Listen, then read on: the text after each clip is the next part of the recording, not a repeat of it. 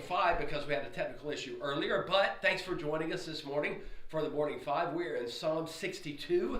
David, take it away. My soul waits in silence for God alone. From him comes my salvation.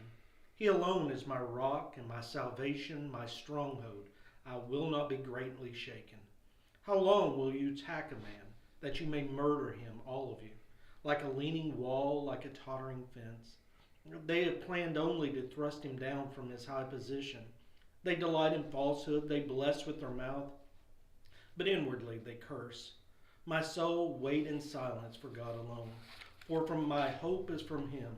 He alone is my rock and my salvation, my refuge. I will not be shaken.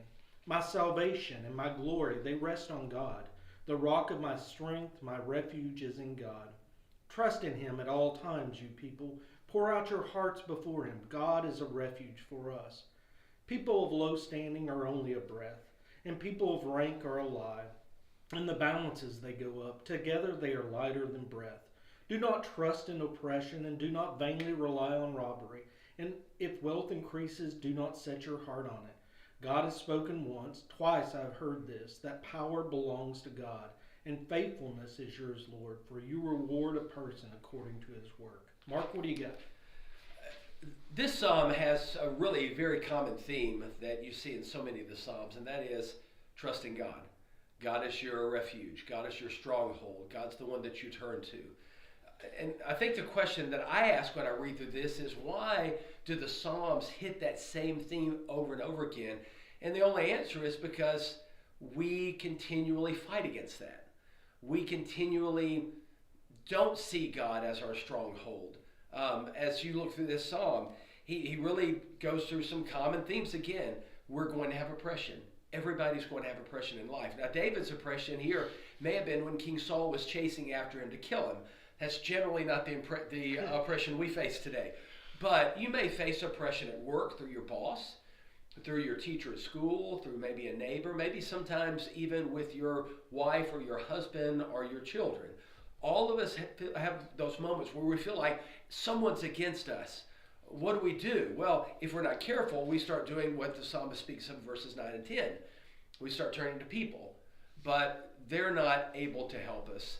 They are at best a vapor, something that appears for a short while. Even wealth, which we think is the cure-all for everything, that's not going to get it.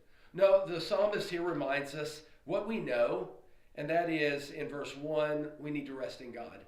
In verse 5, rest in him. That's where our hope is found. He's our rock and our salvation. And he's the one who has faithful love for us in verse 12. Why do we continue to fight against that, David? Well, probably the reasons are myriad.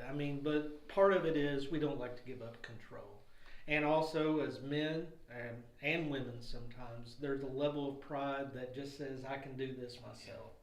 And just surrendering and realizing we're helpless and we need somebody's help is sometimes just difficult for us to admit. Yeah. But it's the truth.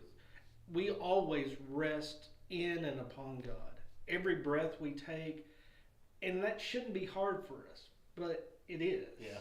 And it's just a sad thing to say we're so weak that we always need our help from somebody.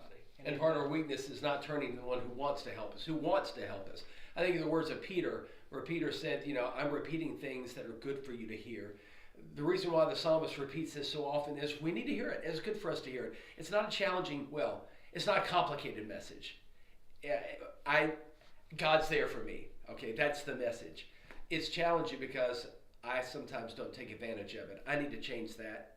You need to change that. You need to change that. Let's be people who turn to God as our rock and as our fortress in difficult times.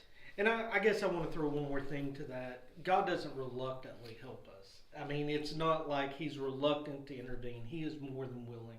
The psalmist here in Psalm 11, he spoke once, he spoke twice. He's repeatedly uttered this refrain, I'm there for you. So we need to rely on him and know that he wants to help us. Yeah.